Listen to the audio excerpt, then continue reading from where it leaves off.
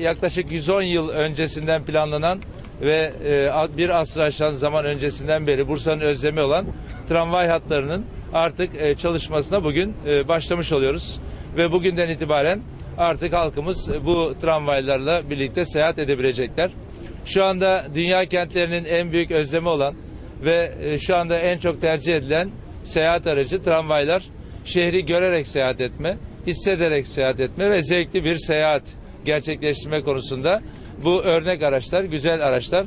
Bizler de bunlarla birlikte Bursa'mızın çevresini değiştirmeye, gerçekten çağdaş bir kent olma yolunda Bursa'mızın yeni bir vizyon kazanmasına da sebep olmuş oluyor.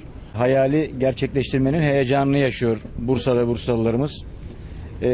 Çok önemli projelerin altına imza atıyoruz yerel yönetimler olarak. Bursa adeta son yıllarda kabuk değiştirdi. Ve bu arada Bursalılara da sesleniyorum. Artık arabalarını kent dışında bırakınız. Bursaray ve tramvayla kent içine geliniz.